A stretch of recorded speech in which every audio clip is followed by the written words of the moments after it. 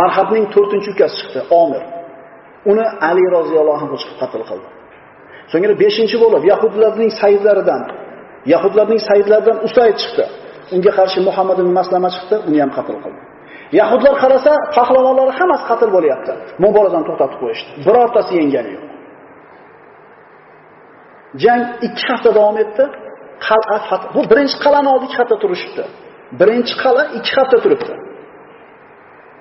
Qarang. Alloh taolo fath qilib beradi deb aniq va'da berildi. Sahobalar kelib 14 kun turib jang qilishyapti. Aytishmayaptiki, "Ya Rasululloh, bu qana bo'ldi bu?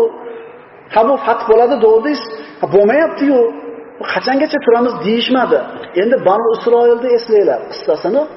Musa alayhisalom bizga mana shu Ilyo shahrini Alloh yozib qo'ygan.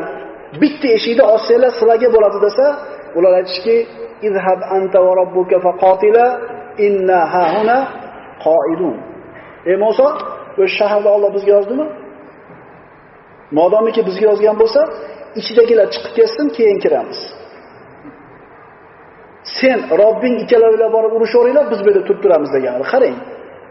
U yahudlarni Musa alayhisolamga qilgan muomalasi, sahobalarni Allohdan va'da olishiga qaramasdan qilayotgan sabablarni ko'ring.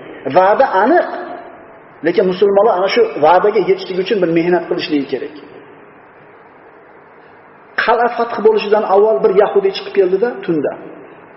Musulmonlar uni tutib olishdi, qora soqchilar. Soqchilar tutib olishdi. Umar ibn Xattob soqchilarning boshlig'i uni qatl qilaman deganida shoshilmay tur dedi.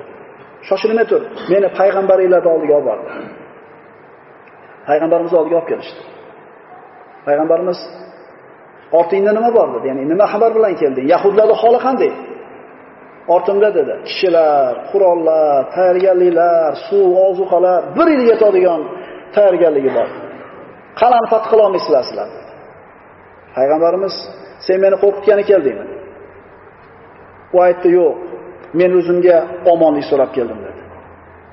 Sizga dedi Yahudi payg'ambarimizga, Haybarni fath qilishingizni men bilaman. Yahudiylar ham biladi. Bu narsalar Tavrotda yozib qo'yilgan. Men o'zimga, ayolimga va molimga omonlik so'ragani keldim. Sizlar bilan urushishni xohlamayman. Payg'ambarimiz unga omonlik berdi. Modomiki musulmonlar bilan urushni xohlamaydimi, unga omonlik beriladi. Yahudiyning bu so'zidan keyin payg'ambarimiz Yahudlarning qalbida qanchalik qo'rquv borligini bildi va fath yaqin ekanligini sezdi. Bu o'tgan 14 kun ichida payg'ambarimiz bayrog'ini, qo'shin bayrog'ini turli kishilarga berardi. U kishilar olib harakat qilardi, qo'shinni boshqarib fath qilishlikka, lekin hech kimni qo'lidan kelmayapti. Payg'ambarimiz sollallohu alayhi vasallam fath bo'lishidan avvalgi kechada sahobalarni jamladi. Aytdilarki, ertaga men bayroqni bir kishiga beraman.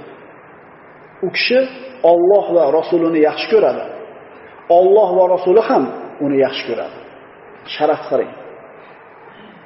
Ertaga bayroqni bir kishiga beraman. U kishi Alloh va Rasulini yaxshi ko'radi. Alloh va Rasuli ham uni yaxshi ko'radi.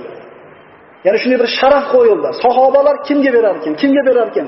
Kimning qo'lida fath bo'lar ekan bu qala? Kechasi bilan bu narsa haqida o'ylanib chiqishdi. Hali vaqtidan ilgari hammasi turib, kimga berar ekan deb shuni bir bilgani tayyor turishdi. Umar ibn Xattob roziyallohu anhu aytadi: "Men hech qachon amirlikni boshlig'ini xohlagan emasman. Lekin bu kecha amir bo'lishini orzu qildim." Chunki bu amiriga Alloh va Rasulining muhabbati bor ekanligi va'dasi berildi. Kimga berilsa, beni Alloh yaxshi ko'radi uni, payg'ambar ham yaxshi ko'radi. Rasululloh va Allohning muhabbati uchun xohladim dedi. Payg'ambarimiz ertasi kuni chiqdilar, sahobalarni kuzatdi. Ali qayerda deb so'radi. Ali roziyallohu anhu olib kelishdi, u kishiga ko'ziga qum kirib, ko'zi hech narsani ko'rmay qolgan bo'ladi. Payg'ambarimiz sollallohu alayhi vasallam Aliga nima bo'ldi deganida, "Ya Rasululloh, la ara sahlan va la wadiyan va la jabalan." Hech narsani ko'rmayotganligini shikoyat qildi. Rasululloh muborak qo'llari bilan silab qo'ydi ikki ko'zini, ko'zi og'rimagandek bo'lib qoldi. Payg'ambarimiz bayroqni Aliga berdi roziyallohu anhu. Shu bilan Alloh va Rasulining muhabbati u kishiga naq bo'ldi.